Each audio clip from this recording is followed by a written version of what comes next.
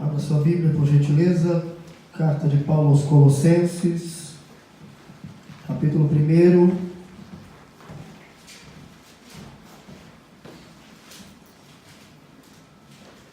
Do versículo 24 ao versículo 29. Para a base da nossa meditação nesta noite. Nos diz assim: regozijo-me agora no que padeço por vós, e na minha carne cumpro o resto das aflições de Cristo, pelo seu corpo, que é a igreja, da qual eu estou feito ministro, segundo a dispensação de Deus, que me foi concedida para convosco, para cumprir a palavra de Deus. O mistério que esteve oculto desde todos os séculos e em todas as gerações, e que agora foi manifesto aos seus santos, aos quais Deus quis fazer conhecer quais são as riquezas da glória deste mistério entre os gentios, que é Cristo em vós, esperança da glória, a quem anunciamos, admoestando a todo homem e ensinando a todo homem em toda a sabedoria, para que apresentemos todo homem perfeito em Jesus Cristo. E para isto também trabalho, combatendo segundo a sua eficácia, que opera em mim poderosamente. Bem, poder sentar?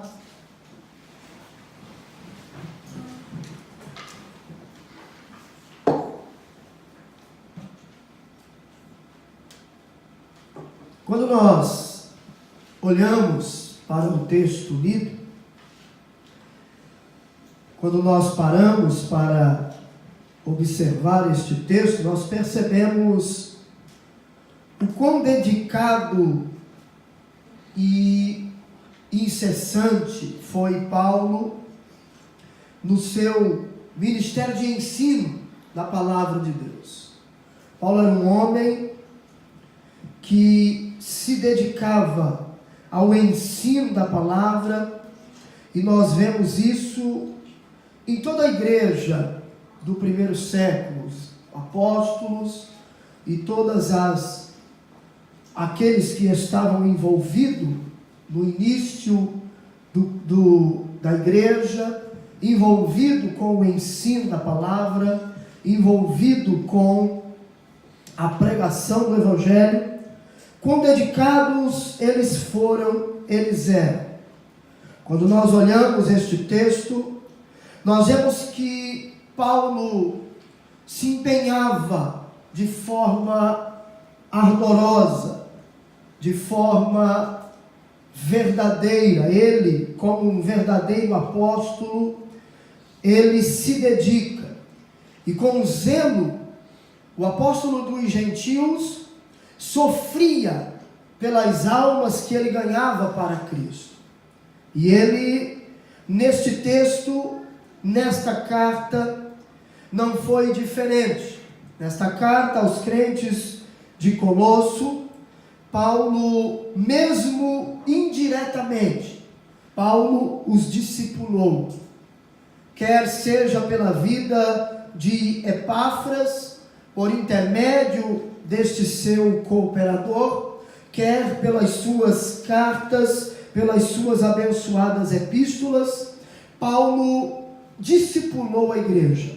Paulo instruía os crentes daqueles dias. Paulo ensinava os crentes, coisa que nos últimos dias temos tido necessidade. Poucos são aqueles que se dedicam ao estudo da palavra para poder ensinar a igreja. Que nós, igreja destes últimos dias, possamos orar para que Deus levante homens e mulheres capacitados para ensinar nesta última hora.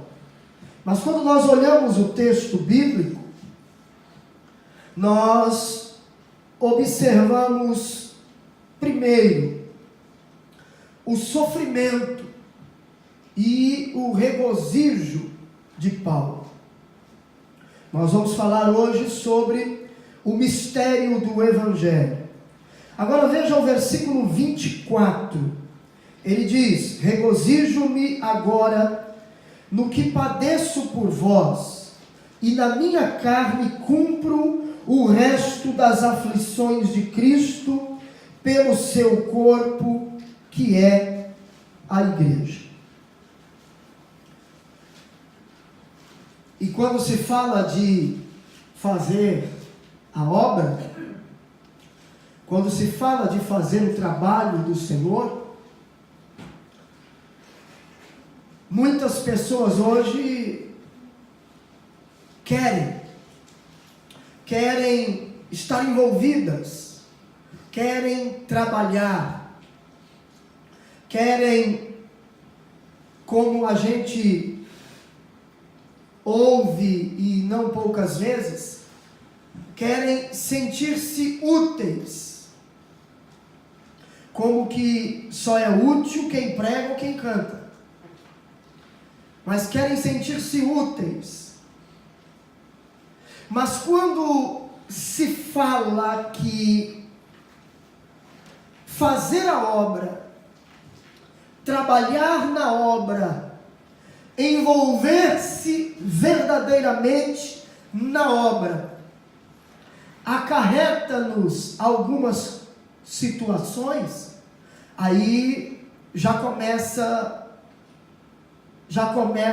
a haver dificuldades para encontrar pessoas, porque hoje muitas pessoas querem de fato trabalhar, muitas pessoas hoje querem se envolver com a obra, porém quando começa a trabalhar, quando começa a se envolver com a obra, e começam a surgir situações difíceis, logo já pensa-se em parar, pensa-se em desistir, já pensa-se que é melhor orar para que Deus use outro.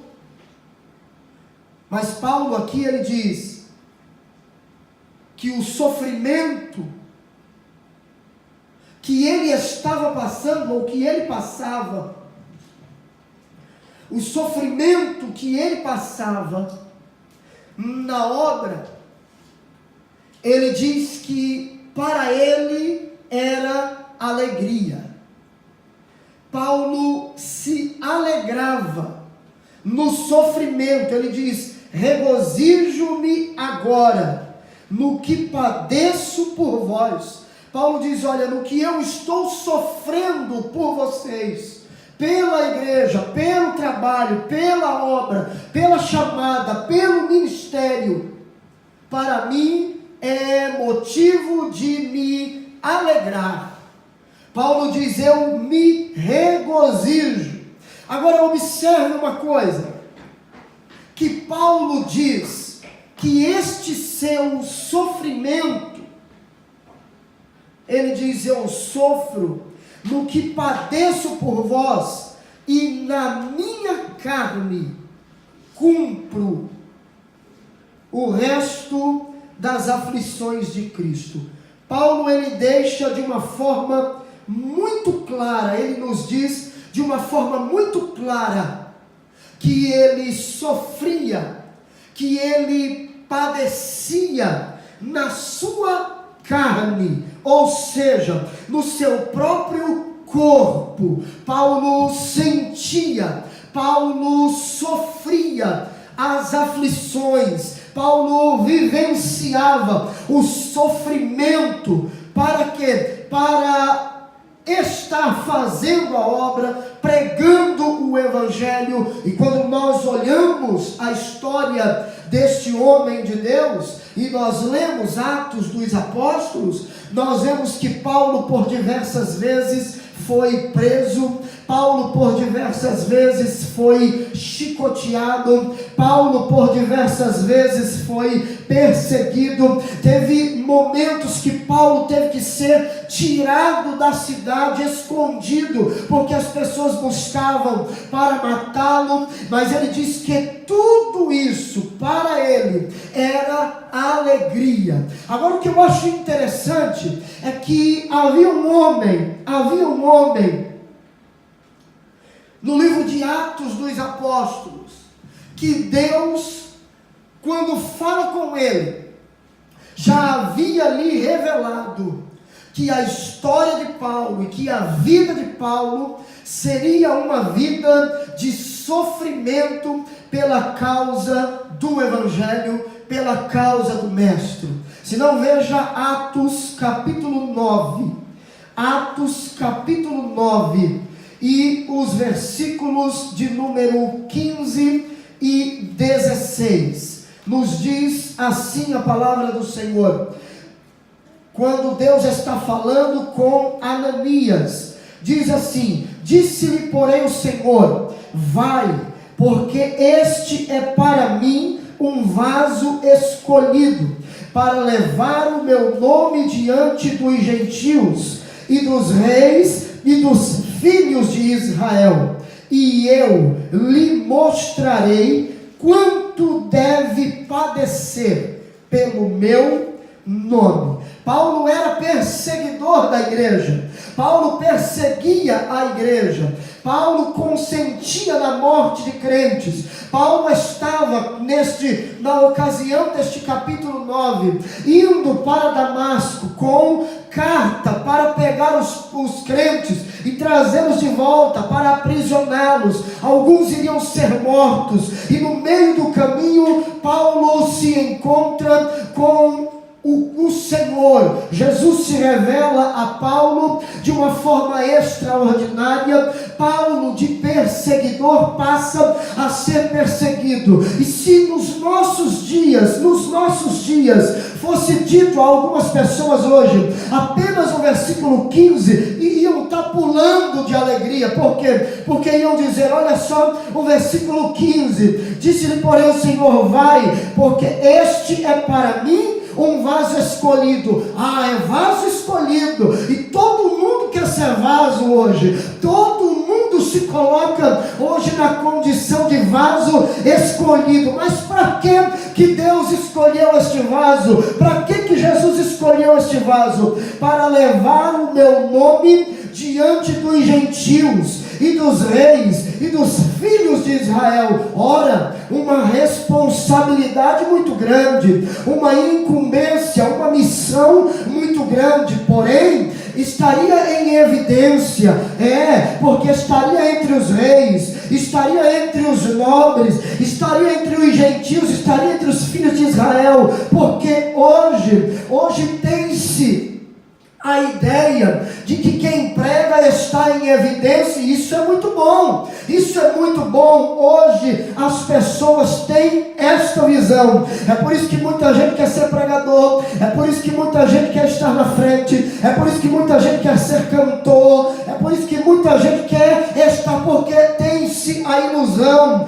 Olha os que estão na mídia hoje, mas não sabe o que acontece nos bastidores, não sabe o que acontece por trás das cortinas. Aí Deus diz, Jesus falando com Ananias, diz: olha, vai atrás dele, vai encontrar ele. Por que Ananias temia? Porque Paulo era um homem de uma fama terrível, matava crente, perseguia crente, ninguém queria chegar perto dele, todo mundo tinha medo dele. Mas aí Jesus diz: olha, vai. Por quê? Porque este aí é um vaso escolhido. Eu escolhi, eu já lhe credenciei, já lhe tem uma missão para ser cumprida pela vida dele. Ele vai levar meu nome entre os gentios, ele vai levar meu nome aos reis e aos filhos de Israel. Mas tem um detalhe. Qual é o detalhe da chamada de Paulo? Qual é o detalhe do ministério de Paulo? O detalhe é o seguinte: é que Deus lhe diz para Ananias: ele vai levar meu nome, sim, vai ser um homem que vai voar, vai para lá e para cá, vai andar para lá e para cá, vai pregar para lá e para cá, vai ensinar, vai ser um homem que que vai estar em evidência naqueles dias, porque Paulo naqueles dias estava em evidência, era um homem em evidência naqueles dias, no que diz respeito à obra do Senhor e à ministração do Evangelho, mas tinha algo junto com a promessa de ter sido escolhido e de ser um pregador, tinha algo junto, e este algo faz parte do pacote, este algo faz parte do ceto. Deus chama, Deus nos garante vitória, garante, mas junto com isso tem coisas que Deus não revela, porque se Deus revelar, tem muita gente que abandona o barco, tem muita gente que deixa o barco de lado, que deixa para lá, que esquece esse negócio de chamada, de ser pregador, de ser cantor e de estar em evidência, de fazer a obra do Senhor, porque quem de fato quer fazer a obra, não busca estar em evidência, quer fazer a obra. A questão é que quando estamos envolvidos com as coisas de Deus, automaticamente estamos em evidência, e aí o que acontece? Olha o que o Senhor diz: e eu lhe mostrarei quanto ele deve padecer pelo meu nome. O sofrimento estava embutido na chamada, o sofrimento estava embutido na chamada de ir pregar o Evangelho. Deus estava falando: olha, ele vai pregar, ele vai levar o meu nome, mas eu vou mostrar para ele o que é sofrer, o quanto deve padecer pelo meu nome. Pelo meu nome. Padecer pelo nome, padecer pela chamada, sofrer por aquilo que Deus confiou nas nossas mãos. E sabe o que eu acho lindo? Eu acho lindo na vida de Paulo, é que Paulo abraça a chamada do Senhor de uma maneira tão tremenda, que ele diz em Atos dos Apóstolos: olha, eu estou indo agora, guiado pelo Espírito, eu estou indo para Jerusalém, e eu não sei o que lá me espera. A única coisa que eu sei que me espera ali é que são prisões e açoites. Era o que Paulo já esperava, mas Paulo tinha algo com ele, e ele dizia: mas não tem problema não, mas não importa, porque em nada eu tenho a minha vida por preciosa, contanto que eu cumpra. E ele não queria cumprir, o desejo do coração de Paulo não era cumprir o ministério que ele havia recebido do Senhor como sendo algo pesado, não era como sendo algo pesaroso para ele, não era como sendo algo obrigatório para ele, não. Ele diz: eu quero cumprir o ministério que eu recebi do Senhor. Mas de que maneira ele fala isso? Ele diz: contanto que eu cumpra com alegria o ministério que eu recebi do Senhor. Receber a chamada, Deus faz a chamada, junto com a chamada, no pacote da chamada está embutido o sofrimento. E você e eu, que temos uma chamada do Senhor, precisamos entender que nem sempre vai ser um mar de rosas, que nem sempre vai ser sorrisos, que nem sempre vai ser alegria. Vai ter momentos que nós vamos chorar, vai ter momentos que nós vamos gemer, vai ter momentos que não vai sair palavra, vai ter momentos que você vai dobrar o joelho e só vai chorar, vai gemer, mas cada lágrima que cai de um escolhido do Senhor na terra, Deus pega ela e leva, os anjos colhem ela e levam diante do trono do Senhor, diante do incensário de Deus, e chega com cheiro suave às narinas de Deus. Vale a pena sofrer pela causa do Mestre. Aleluia. Paulo diz, eu me alegro, me regozijo no que padeço por vós, e na minha carne cumpro o resto das aflições de Cristo. Muitas situações que sobrevieram à vida deste homem, deste apóstolo. Realmente Paulo conheceu o que é padecer pelo nome de Cristo. Hoje, ensina-se uma teologia de que se você sofrer, se você estiver passando por dificuldades, você está em pecado. Alguma coisa está errada na sua vida. Aí o crente, quando sofre, já começa logo a trazer à sua mente, já começa logo a associar as suas fraquezas e as suas falhas ao sofrimento que está passando. E aí diz: Deus está me punindo. Deus está me punindo. Eu não estou bem com Deus. Entenda uma coisa: Deus é justo, mas não é carrasco. Deus é justo, mas não é carrasco. A Bíblia não nos apresenta um Deus carrasco, nos apresenta um Deus justo. Como um Deus justo, Ele nos retribui de acordo com aquilo que nós plantamos. Nós plantamos e então colhemos de acordo com o que plantamos. Mas como um Deus justo, Ele dá a você e a mim a oportunidade de se arrepender. Ele dá a você e a mim a oportunidade de mudar de vida. Então, se você hoje está passando por alguma dificuldade, está sofrendo, não se martirize. Entenda uma coisa: o sofrimento faz parte do pacote da vida cristã. Jesus não prometeu vida fácil para ninguém.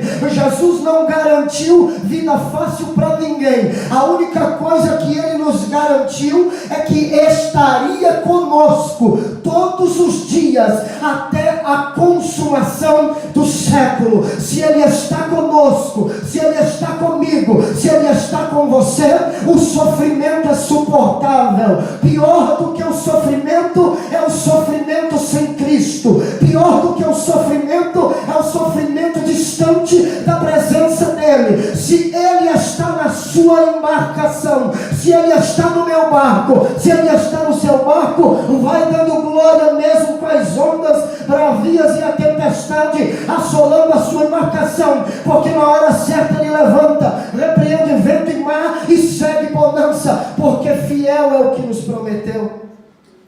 Aleluia. Veja o que Pedro diz sobre isso.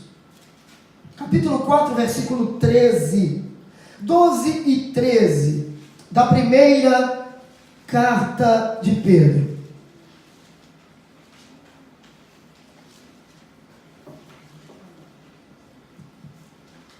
Olha só, 12 e 13, capítulo 4 da primeira carta de Pedro nos diz assim: Amados, não estranheis a ardente prova que vem sobre vós para vos tentar, como se coisa estranha vos acontecesse, mas alegrai-vos no fato de serdes participantes das aflições de Cristo, para que também na revelação da sua glória vos regozijeis e alegreis.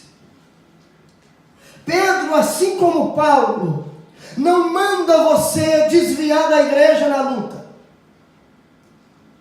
Pedro, assim como Paulo, não manda você ficar acabrunhado, brigando com Deus, revoltado com Deus por causa das lutas. Não. A Bíblia diz: alegrai-vos.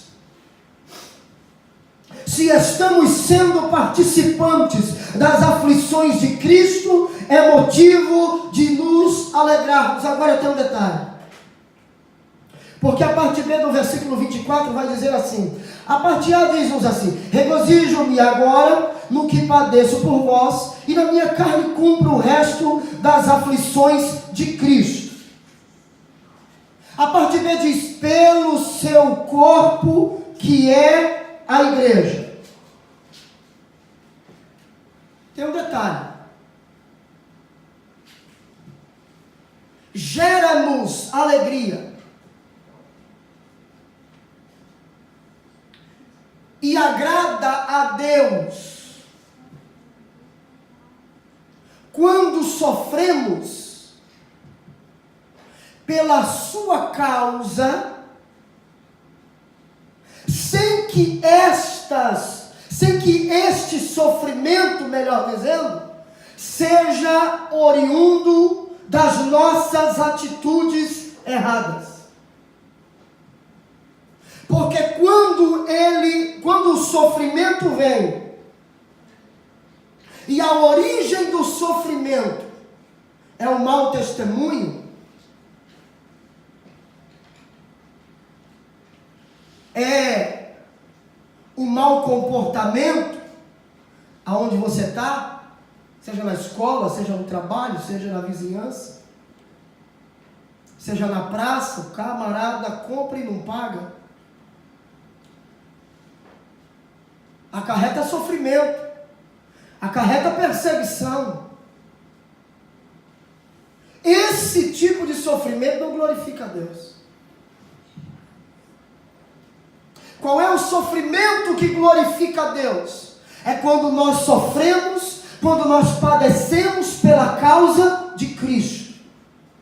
Quando a nossa vida de fidelidade ao Senhor nos acarreta sofrimento. Existem pessoas que sofrem justamente por isso, por serem fiéis ao Senhor, sofrem.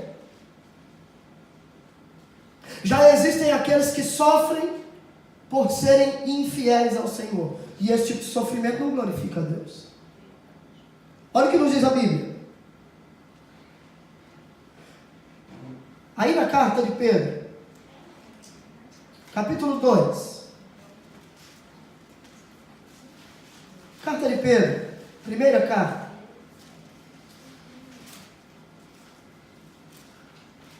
Capítulo 2. Versículos 20 e 21 vai nos dizer assim: porque que glória será essa, se pecando sois esbofeteados e sofreis? Mas se fazendo o bem sois afligidos e o sofreis, isso é agradável a Deus. Porque para isto sois chamados, pois também Cristo padeceu por nós, deixando-nos o exemplo para que sigais as suas pisadas.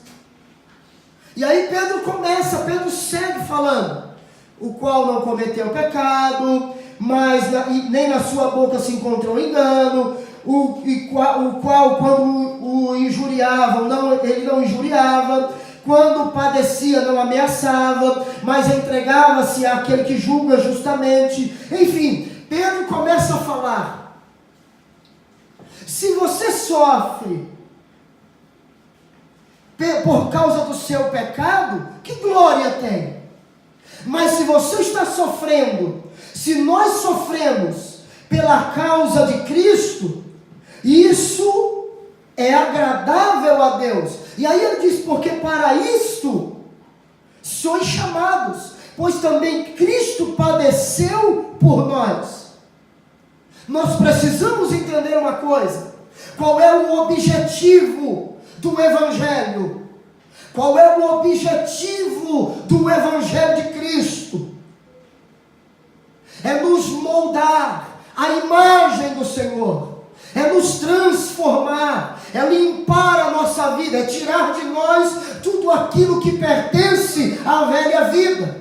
E à medida que nós vamos sendo trabalhados e moldados pelas Escrituras, nós vamos ficando cada vez mais parecidos com Jesus. E à medida que vamos ficando cada vez mais parecidos com Cristo, nós vamos agradando a Ele. E quanto mais agradamos a Ele, menos agradamos ao mundo. E quanto menos agradamos ao mundo, automaticamente maiores serão os sofrimentos que nós vamos viver nesta terra. A questão é que hoje muitas pessoas querem Jesus, mas não querem se moldar ao modelo de Cristo, mas não querem se deixar ser moldados pela palavra de Deus, e querem viver de qualquer maneira, querem andar de qualquer maneira. Por quê? Porque sabem que se forem seguir e viver as Escrituras, automaticamente acarretará para a sua vida sofrimento. E nós temos um problema muito grande com o sofrimento. A igreja hoje, os crentes hoje, tem uma dificuldade muito grande com o sofrimento. Falou em sofrimento, ele já fica atribulado. Falou em sofrer, já fica... ora, jejua, consagra, vai para a vigília, sobe monte, desce monte, vai buscar Deus, vai fazer tudo. Por quê? Porque eu não quero sofrer. O problema é que vamos sofrer. Vamos sofrer. Se pela fidelidade a Deus ou pela infidelidade a Deus, nós vamos sofrer. A diferença é que pela fidelidade a Deus o sofrimento é momentâneo. Paulo diz em Romanos capítulo 8, versículo 18: porque eu tenho por certo que o sofrimento do tempo presente não é para comparar com a glória que em nós há de ser revelada. Paulo diz na sua segunda carta aos Coríntios, ele diz que a nossa leve e momentânea tribulação produzirá em nós um peso de glória muito excelente. Paulo está falando que quando sofremos por sermos fiéis ao Senhor, o sofrimento é momentâneo. O problema é quando sofremos por sermos infiéis ao Senhor, e isso perdura durante toda a nossa existência nesta terra. Aí quando os nossos olhos fecham para esta terra, queridos, e abrem para a eternidade, o sofrimento será eterno. Sofrimento. Paulo se alegrava por sofrer pela causa do Mestre. Olha o que Jesus fala no Evangelho segundo o relato de João, no capítulo 16 e o versículo 33. Olha que lindo. Jesus, em todo este capítulo 16, ele está dando as instruções aos seus discípulos. As instruções aos discípulos começam a partir do versículo 31 do capítulo 13. Aí segue todo o capítulo 14. No capítulo 15 ela continua. No capítulo 16 ela tem a sua continuidade. E olha só, o capítulo 16 começa com Jesus dizendo: tenho-vos dito essas coisas para que vos não escandalizeis. Aí ele começa a trazer uma série de coisas que vai acontecer. Ele diz: olha, vocês serão expulsos da sinagoga, vocês vão sofrer, muita coisa vai acontecer. Agora tem um detalhe, aí todo este capítulo, todas estas instruções, a partir do versículo 31 do capítulo 13, aí Jesus termina no versículo 33 do capítulo 16, dizendo assim: tenho-vos dito isso, para que em mim tenhais paz. Jesus está dizendo, olha, no capítulo 14 ele diz: não se turbe o vosso coração, credes em Deus e crede também em mim. Ele está dizendo: crede em Deus e crede também em mim. Na casa de meu Pai há muitas moradas. Ele vai dizer: eu sou o caminho, a verdade, a vida. Ninguém vai ao Pai se não for por mim. Ele vai dizer: olha, eu vou para o Pai, mas eu vou enviar um outro Consolador que estará com vocês para sempre. Um outro Consolador, e quando ele vier, ele vai declarar a vocês toda a verdade. Ele vai estar com vocês, ele vai consolar vocês, ele vai ajudar vocês. Paulo escreve na carta aos Romanos sobre esse Consolador, que ele intercede por nós com gemidos inexprimíveis. Paulo fala sobre esse Consolador, que ele nos ajuda, que ele nos esforça. Aí Jesus vem aqui no capítulo 16, versículo 33 e diz assim: tenho-vos dito isso. Isso que? Tudo que ele falou desde a metade do capítulo 13 até aqui. Tenho-vos dito isto, para que em mim tenhais paz. Fique tranquilo, em Cristo você tem paz. Em Cristo você pode ter paz. Em Cristo você pode ter a paz que excede todo o entendimento. Só se encontra em Jesus. O mundo quer apresentar inúmeras opções que nos traz paz. Porém a paz que o mundo oferece, ela é momentânea. Ela dura por um tempo. Na hora que você bota a cabeça no travesseiro, a paz vai embora. Na hora que você está sozinho com a sua consciência, a paz vai embora. Mas Jesus diz: olha, eu tenho escrito estas coisas, eu tenho vos dito estas coisas, para quê? Para que em mim tenhais paz. Aí ele diz: no mundo tereis aflições, mas tende bom ânimo. Jesus não manda ninguém desistir. Eu não encontro neste texto promessa de casa, promessa de carro, promessa de vida, de riqueza para ninguém. Não que isso seja pecado, mas eu não vejo o evangelho verdadeiro, genuíno, cristalino de Cristo nos prometer riqueza. Eu vejo o evangelho dizer que nós vamos sofrer pela causa do Mestre, mas tem uma coisa: existe um agravante na chamada, o sofrimento, mas tem um atenuante. Qual é? Cristo está conosco. Aleluia. Versículo 25. Volte para o capítulo 1 de Colossenses. Versículo 25 vai dizer assim: da qual eu estou feito ministro, segundo a dispensação de Deus, que me foi concedida para convosco, para cumprir a palavra de Deus. Isso aqui é tremendo. Isso aqui é fora de série. Porque Paulo fala algo muito importante. Paulo diz que ele foi feito ministro. O que é isso? No mundo, ministro, quando se ouve a expressão, esta palavra ministro, logo se olha para o mundo político. Porém, o que Paulo está falando aqui tem uma conotação bem diferente. Porque qual era o sentido desta palavra nos tempos bíblicos? Ministro, nos tempos bíblicos, a palavra no seu original significa servo, significa diácono, servidor, serviçal. Ministro é auxiliar, é o ajudante.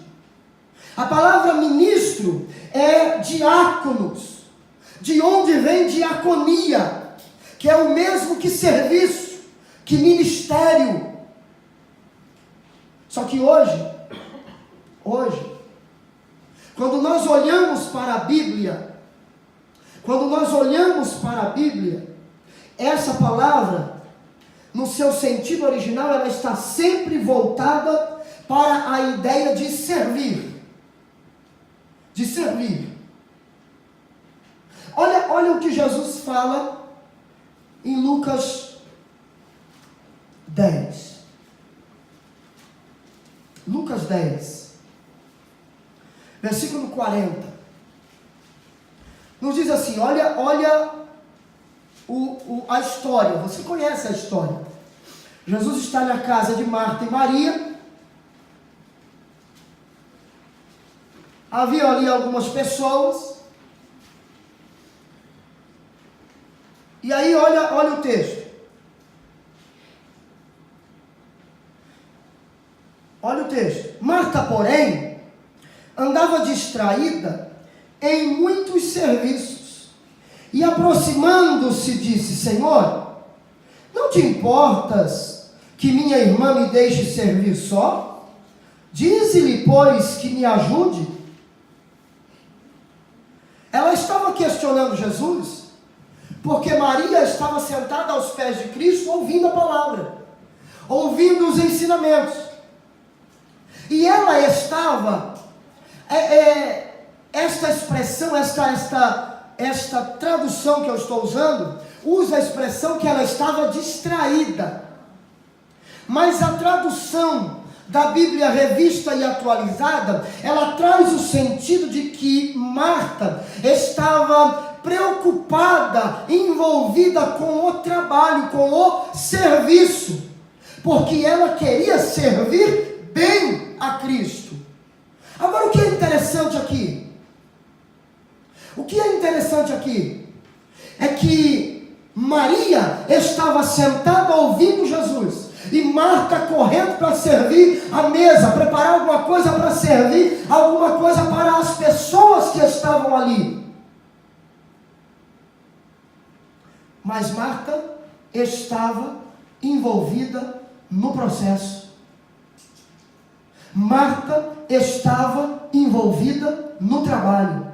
O fato de Marta estar trabalhando, o fato de Marta estar correndo, arrumando as coisas para servir bem as pessoas que estavam em sua casa, não a torna menor do que aqueles que estavam aos pés de Cristo para ouvir os seus ensinamentos. É isso que nós precisamos entender hoje.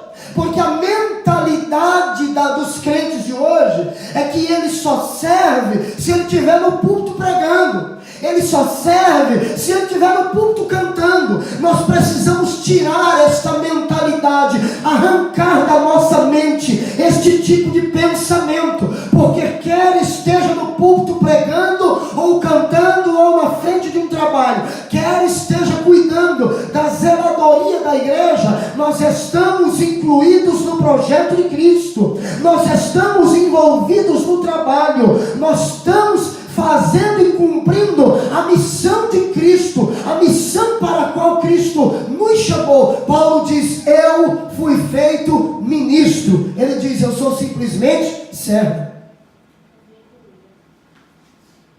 Servo.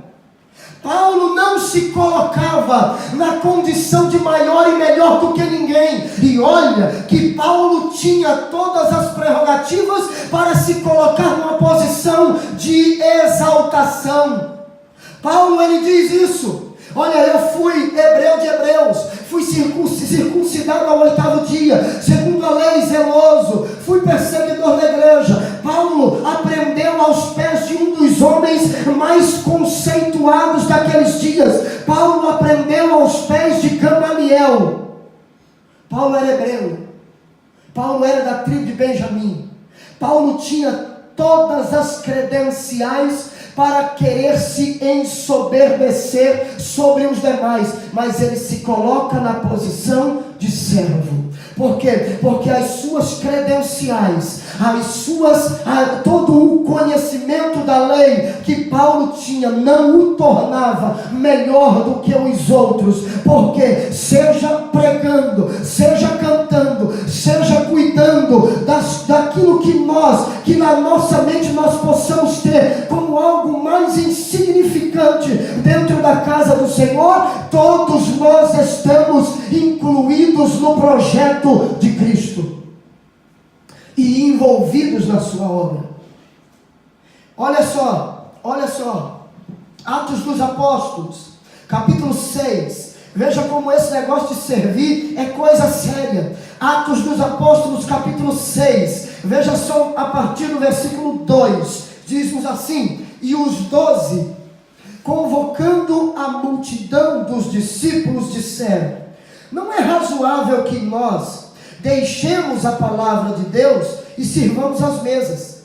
Escolhei, pois, irmãos dentre vós, 7 varões de boa reputação, cheios do Espírito Santo e de sabedoria, aos quais constituamos sobre este importante negócio. Servir à mesa é tão importante quanto pregar. Servir à mesa é tão importante quanto cantar. Servir à mesa é tão importante quanto dirigir trabalho, servir a mesa, é tão importante quanto pastorear a igreja. Precisamos parar de diminuir aquilo que Deus trata como algo importante.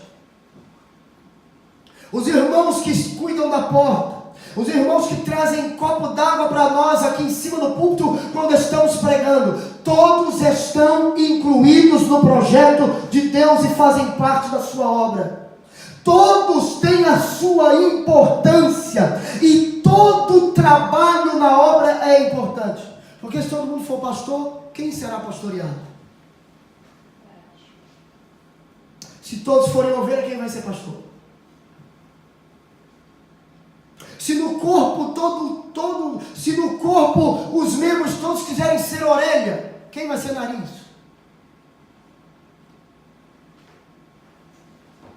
Deus chamou cada um para uma tarefa específica. O fato de você não pregar e não cantar não te torna menor do que quem prega e quem canta.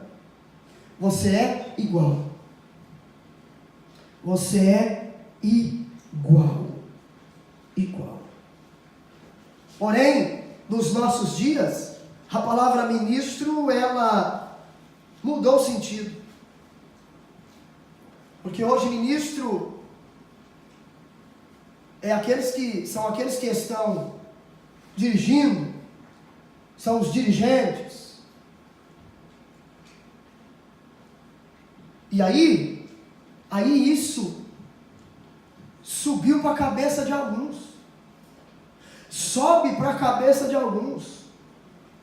E acha que porque está na frente, ele não tem mais que servir. Olha o conselho de Jesus. Olha o que Jesus fala sobre esse negócio. E nós já vamos para o terceiro tópico.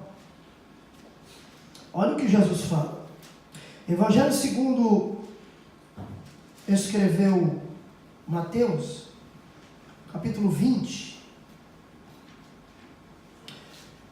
versículo 25 até o versículo 28, nos diz assim: Então Jesus, chamando-os para junto de si, disse: Bem sabeis que pelos príncipes dos gentios são estes dominados, e que os grandes exercem autoridade sobre eles.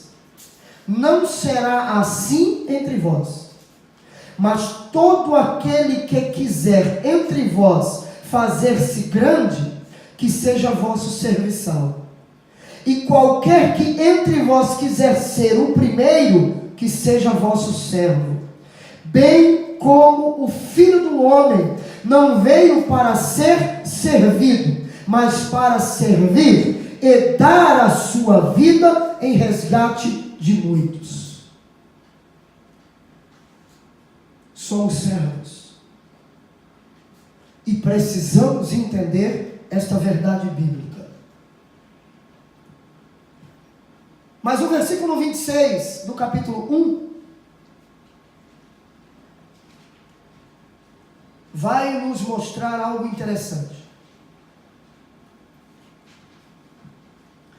Porque Paulo, no versículo 25, ele diz que foi feito ministro, segundo a dispensação de Deus, que me foi concedida para convosco, para cumprir a palavra de Deus, o mistério que esteve oculto desde todos os séculos, e em todas as gerações, e que agora foi manifesto aos santos.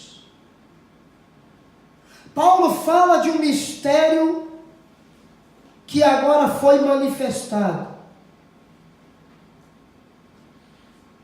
No Novo Testamento,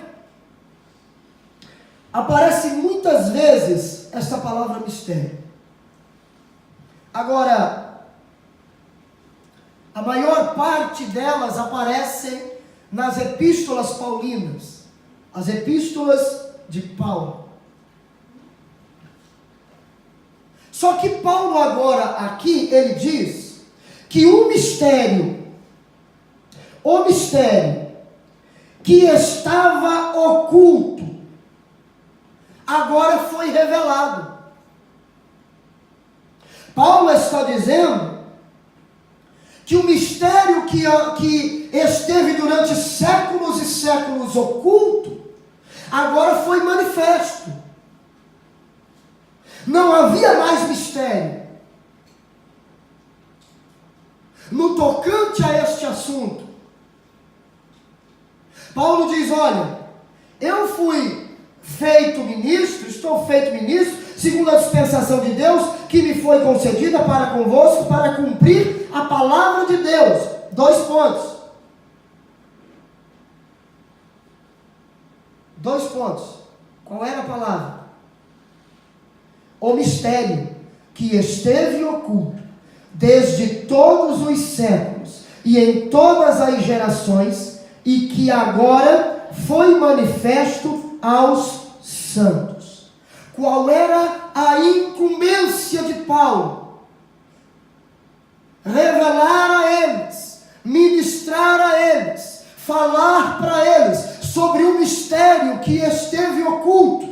Ele diz: agora foi revelado. Qual é o mistério? Qual é o mistério que foi desvendado? Aí a gente tem que ler o 27. Aos quais Deus quis fazer conhecer quais são as riquezas da glória deste mistério entre os gentios. Deus quis fazer conhecer quais são as riquezas da glória deste mistério entre os gentios. Qual é o mistério? Aí ele diz que é Cristo em vós, esperança da glória. Paulo diz: o mistério que havia sido, que estava escondido, agora foi desvendado. Qual é o mistério? Cristo em vós, esperança da glória. Eu gosto da tradução da Bíblia, da nova tradução da linguagem de hoje, quando ela fala sobre este texto, porque ela diz assim: ele é o Messias em união com vocês. Aí o texto diz: olha, Cristo em vós, Cristo em mim, Cristo em união comigo e eu em união com Cristo, unido nele, vivendo nele e ele em mim. Lembra o que Jesus disse? Se vós estiverdes em mim e as minhas palavras estiverem em vós, pedirei o que quiseres e vos será feito. Jesus está falando de comunhão, Jesus está ensinando e falando de unidade, não estarmos mais vivendo a nossa vida. Paulo entendeu isso, e ele escreve aos Gálatas 2:20, e ele diz: eu estou crucificado com Cristo, e vivo não mais eu, mas Cristo vive em mim. Cristo está vivendo em mim. Esse Cristo vive em mim, segundo a tradução na linguagem de hoje, diz: nisso reside a esperança da glória. Só temos esperança da glória, da eternidade, se Cristo estiver em nós. É por isso que o mistério tinha que ser revelado aos gentios e não aos crentes dali, e não a eles. O mistério era para ser, na verdade, era mistério para os gentios. Para os gentios. Aí Paulo diz: o mistério foi revelado entre os gentios. Qual é o mistério? Cristo em vós, esperança da glória. Por quê? Porque todo o Antigo Testamento aponta para o sacrifício de Cristo no Novo Testamento.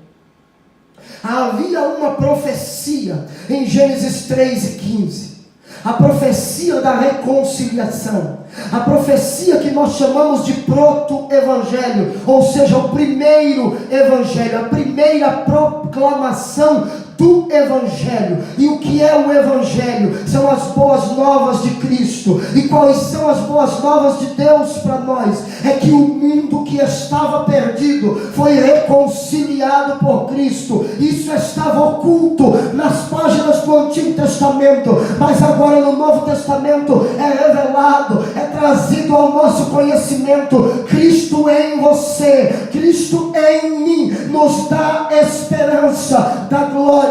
Cristo em você, Cristo em mim, nos garante a eternidade com Ele. Aleluia, glória a Deus. Para concluir, versículo 28 e 29. A quem anunciamos, admoestando a todo homem e ensinando a todo homem em toda sabedoria, para que apresentemos todo homem perfeito em Jesus Cristo. Segura um pouco. Agora que Cristo, o mistério de Deus,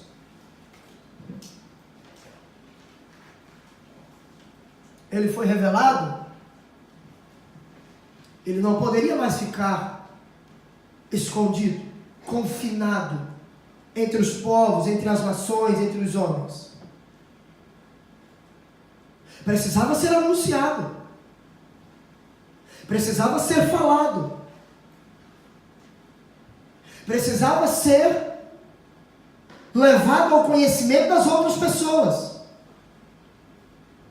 Só que eu tenho uma notícia para te dar. Paulo se foi. Pedro também foi.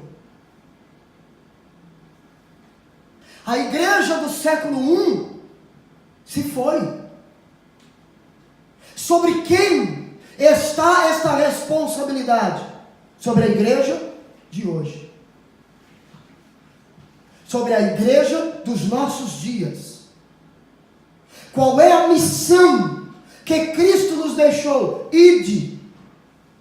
Eu acho engraçado, interessante, que tem gente hoje esperando ainda Deus mandar o quê? Não, eu estou esperando Deus mandar eu ir pregar. Deus já mandou. Eu estou esperando a ordem de Jesus para eu ir evangelizar. Ele já deu. Ele já disse: ide por todo o mundo e pregai o evangelho a toda criatura. Não, isso era para os apóstolos. Não, Nina, não.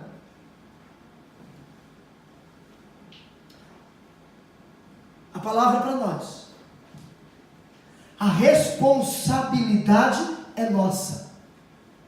Agora, o que eu acho interessante hoje é que a pessoa não fala de Jesus para o companheiro de fábrica que está do lado dele todo dia e quer pregar. Eu só posso falar de Jesus se for com o microfone na mão. Eu só posso evangelizar se for numa igreja cheia. Aliás, infelizmente, a igreja de hoje está falhando na sua missão de evangelizar o mundo.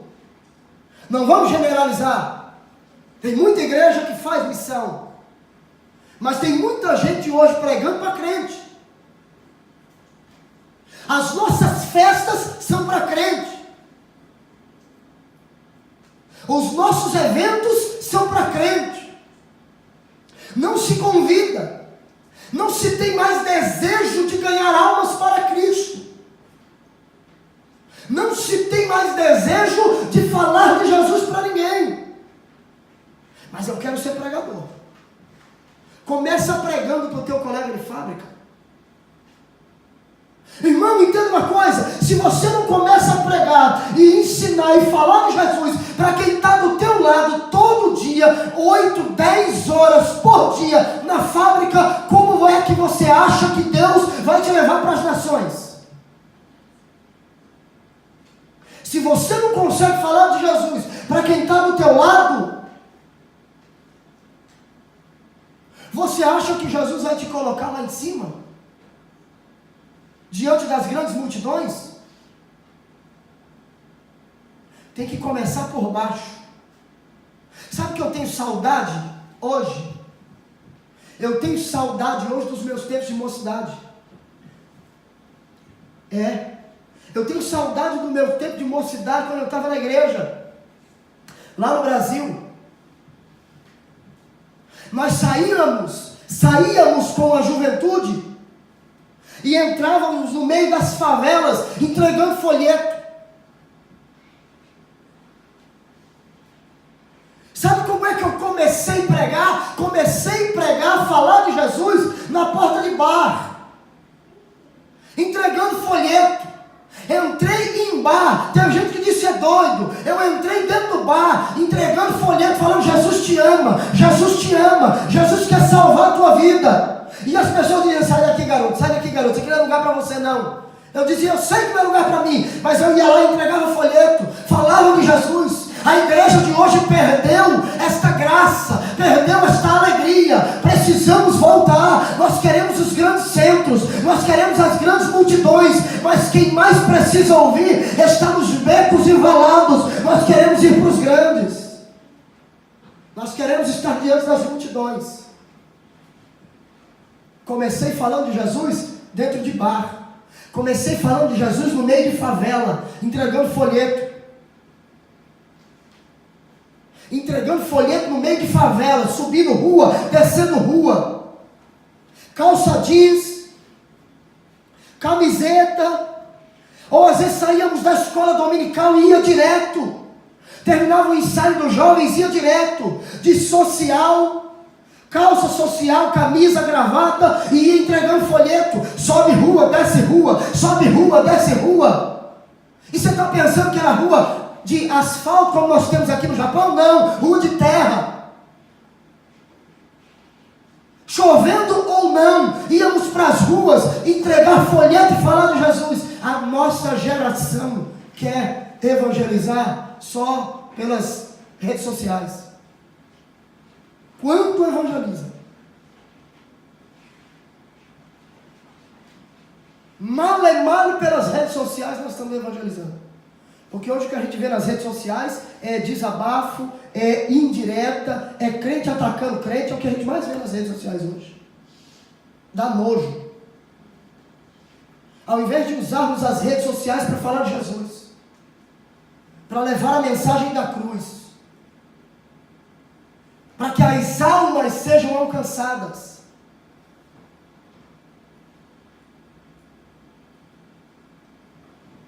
nós estamos perdendo tempo precioso. Você canta, grava um louvor, bota lá nas redes sociais e faz um apelo no final.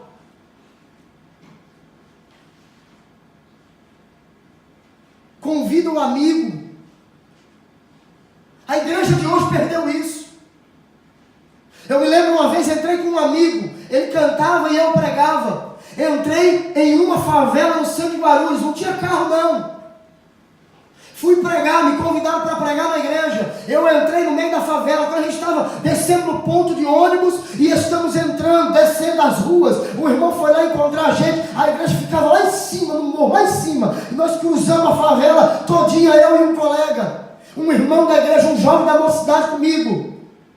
Ele cantava, eu pregava, nós passamos, quando a gente estava no meio da favela, a gente escuta tiro para todo lado, quando a gente olha a polícia correndo para lá e para cá, perseguindo bandido. O irmão que foi buscar a gente, disse: não se preocupa não, aqui é assim todo dia, vamos andando, e a gente foi andando, tinha que atravessar um córregozinho, uma pontezinha estreita, que só cabia o pé da gente para passar, para chegar lá do outro lado e falar de Jesus. Eu preguei 45 minutos, quando eu terminei, a frente da igreja estava cheia de gente, cheia daquelas pessoas que estavam lá dentro da favela e dizendo assim: ó irmão, vem aqui mais vezes falar dessa palavra, isso é tão bonito, isso é tão bom, foi tão bom, eu estou me sentindo tão bem. E eu dizia: Jesus te ama, saia dessa vida, Jesus te ama. Mas a gente não quer isso hoje, a gente só quer as igrejas top. Você está pensando que eu comecei meu ministério lá em cima? Não. Hoje Jesus me leva para Portugal, para a Suíça, para a Irlanda. Hoje Ele me leva. Mas eu comecei pregando na favela. Comecei entregando folheto dentro de bar. Comecei entregando folheto nas ruas. Falando de Jesus. Se nós não tivermos desejo de falar de Jesus para quem está do nosso lado, Deus não vai nos colocar para falar para os grandes lá em cima. Não vai. Não vai. Queremos os grandes congressos, mas Deus nos quer primeiro nos lugares mais desprezíveis. Seguindo, para a gente concluir. Olha o que Tiago fala. Tiago capítulo 3. Porque Paulo está falando sobre o ensino. Paulo está falando sobre a admoestação, o ensino. Para aperfeiçoar o homem. Mas o que é que aperfeiçoa o homem? A sabedoria que aperfeiçoa o homem não é aquela que se adquire atrás das mesas de escola e nem das faculdades. A sabedoria que aperfeiçoa o homem é a que Tiago nos fala. Capítulo 3, versículo 17. Mas a sabedoria que vem do alto é primeiramente pura, depois pacífica, moderada, tratável, cheia de misericórdia e de bons frutos, sem parcialidade e sem hipocrisia. A sabedoria de Deus, ela é a que aperfeiçoa o homem. E ela se encontra onde? Na Bíblia. Encontramos aonde? Em Cristo. Para concluir, versículo 29. E para isto trabalho, combatendo segundo a sua eficácia que opera em mim poderosamente. Paulo diz que para apresentar todo homem perfeito a Deus, todo homem perfeito em Cristo, não é tão simples, não é tão fácil. Paulo, ele diz que ele trabalhava. E o termo aqui usado, e para isto também trabalho, ou em algumas traduções diz, me afadigo. Paulo está dizendo que nos está dando a ideia de que isso exigia dele um grande esforço. Demandava de Paulo todas as suas forças físicas, mentais e espirituais. Não é tão simples. Não é simplesmente pegar a Bíblia e falar o que eu acho que eu devo falar. Precisa se investir tempo. Tem gente que pensa que é gastar tempo. Mas é investir tempo em oração. Precisa investir tempo com Deus em oração. Precisa investir tempo na leitura da Bíblia. Precisa investir tempo no estudo. Precisa se ler muito. Precisa estudar muito. Não é simplesmente chegar aqui e eu vou ler aqui o texto, então, e é assim, e é isso que Deus está falando. E Deus não está falando nada daquilo que está no texto. Porque hoje, tá beleza. A pessoa lê o texto e fala, e ainda diz, Deus está dizendo isso. E você lê a Bíblia, você lê o texto, você lê o capítulo para tentar encontrar aquilo que o indivíduo está dizendo, que Deus está falando, e você não encontra. Mas é a mensagem revelada, amém. A mensagem revelada precisa estar de acordo com as Escrituras, porque ela é revelada. Ela toda foi inspirada por Deus. Não há necessidade de se acrescentar mais nada aqui. Tudo o que nós precisamos está aqui. Leia a Bíblia, estude a Bíblia, ore muito a Deus, para que o Espírito Santo lhe revele o que Ele está querendo dizer. Estude, não é gastar tempo, não é perder tempo. Orar, ler Bíblia e estudar é investimento para o futuro. Quando você se dedica a Deus, você está investindo para o presente e para o futuro.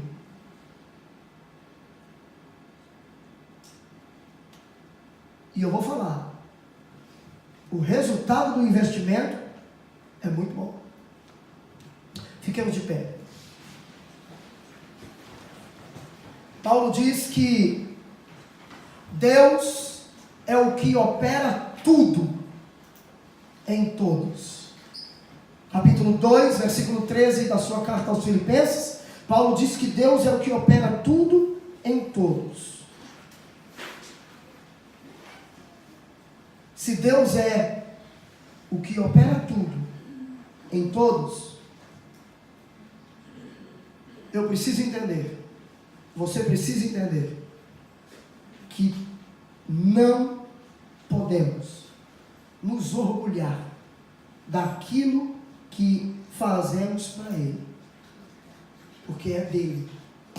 Ele é o que opera, Ele é o que realiza, Ele é o que efetua. Toda a glória é dele, nada para mim.